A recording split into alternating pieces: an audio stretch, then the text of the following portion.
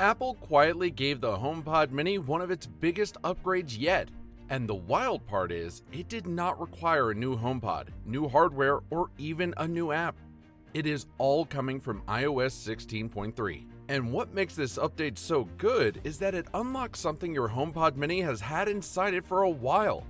So what are these changes and how do they work? Why the new version? The HomePod Mini has always been a solid little device. It's small, sounds good for its size, and gives you Siri, music, intercom, and HomeKit control in one place. But here's the part most people missed. There are temperature and humidity sensors inside the HomePod Mini. For a long time, people have talked about them, but you couldn't do anything with them because they weren't active in HomeKit. But now, with iOS 16.3, Apple has officially enabled those sensors. So instead of the HomePod Mini being just a speaker, it can now act like a mini smart home sensor sitting in your home. And once a HomeKit can read temperature and humidity, you already know where things go from here. Automations. How it works. Before you activate this home app, here's all you need to know. First, you need a HomePod Mini. That's clear. Then you must update to iOS 16.3 on your iPhone as well as your iPad if you use it for HomeKit.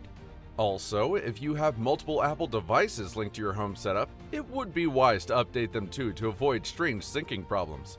Once you're up to date on your devices, there's nothing else to install.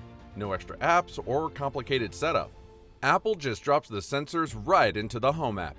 But that isn't all you get in the HomePod Mini. Where to find the sensors in the Home app? So, where do you actually find the sensors in the Home app? Open the Home app and you'll see your normal home view. The climate section is the most convenient location to look. You can now see temperature and humidity after tapping climate. You may view the temperature readings from your HomePod Mini by tapping temperature. Let me just say that Apple did this the right way. It's clean, it's simple. It doesn't feel like a beta feature or something hidden. But let's move on and see how the temperature and humidity functions work. How the temperature and humidity work. If your HomePod Mini is assigned to a specific room, like your bedroom or your kitchen, you'll also see the readings inside that room view. So you open up the room, and right at the top, you get a quick snapshot. Temperature, humidity, and honestly, this is one of those features you didn't think you need until you start using it. Because now you can quickly check if the room is getting too warm, or if it feels a little too dry, or if the humidity is rising and you need to do something about it. Now let's take a moment and talk about the HomePod Mini sensor settings. HomePod Mini sensor settings. Here's something worth mentioning because it can confuse you the first time. If you tap on the temperature reading in the room, it often takes you into the HomePod Mini settings. From there, you'll see a section called Accessories. Tap Accessories and you'll see two separate entries: Temperature Sensor and Humidity Sensor. In terms of settings, you can do the basics, like renaming them, choosing where they show up in the home summary, adding automations, or moving them to another room. It's important for you to take note of this interesting fact as well. In some cases, if you tap on the humidity reading directly, it takes you straight into the humidity sensor settings instead of the HomePod settings. This is normal, but it is also perfectly normal if yours behaves slightly differently. While it's cool to see the temperature and humidity, it doesn't change anything, because the real reason this update matters is automation. Once your HomePod Mini becomes a sensor, your smart home can react to the room automatically. That's the whole point of HomeKit. Instead of you manually adjusting things, HomeKit can do it for you. And this is where you start getting that smart home feeling. Best temperature automation example. Let's use a real example. Let's assume you have a HomePod Mini in your kitchen and the day is mostly sunny. Your room becomes uncomfortable around noon, especially in the summer when the temperature is high.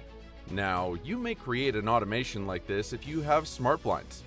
Open the Home app, tap the plus icon, tap Add Automation, choose a sensor detects something. Scroll down and find your HomePod Mini temperature sensor. Tap it.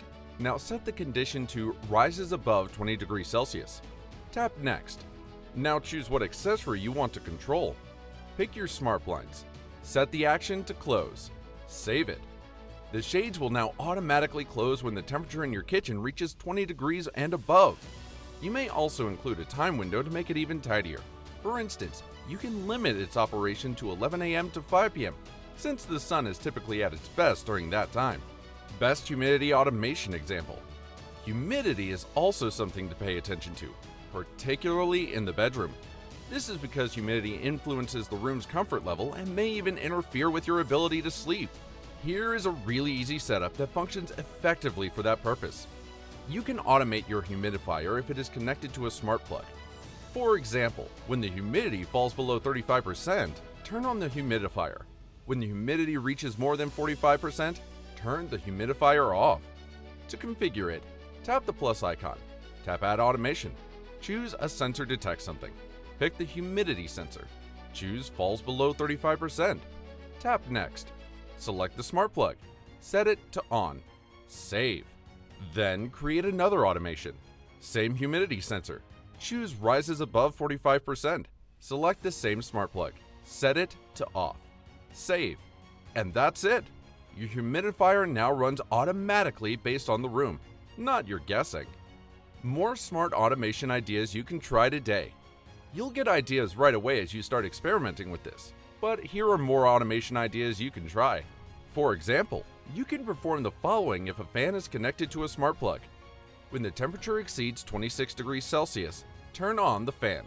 When the temperature falls below 24 degrees Celsius, the fan turns off. But do this if you own a dehumidifier.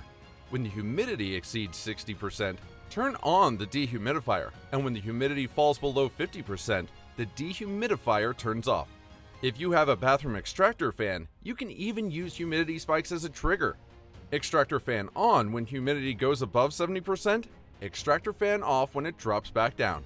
And you can also set notifications, like if a room gets too hot, say above 28 degrees Celsius. HomeKit can alert you. So even if you aren't home, you still know what's going on. The big question. But here's the big question everyone is asking. Is this the end of third-party temperature sensors? Honestly, I don't think so. It depends on your setup. If you already have HomePod minis all around your home, then this could reduce how many extra sensors you need. But if you don't have HomePods in every room, you probably won't buy one just for sensors. You'll buy it for sound, Siri, and HomeKit control. So dedicated sensors still make sense, especially because they're usually cheaper. However, you should be aware of crucial limitations Apple has added. Important limitations to know. If the HomePod mini has been playing music for an extended period, especially at higher volumes, these sensor readings may become less reliable. Given that the equipment warms up while operating, this isn't surprising. So, if you need perfect readings for something really sensitive, you might still need a dedicated sensor. But for day-to-day smart home comfort and basic automations, this is still a really good feature to have. This iOS 16.3 upgrade is a huge success all around. It instantly increases the usefulness of a gadget that consumers already own. And the nicest thing is it doesn't appear difficult to use. The sensors simply appear when you launch the Home app after updating your phone. This becomes much better if you have several HomePod minis scattered throughout your house, because now you can create automation that truly fit your lifestyle and get temperature and humidity measurements for each room separately.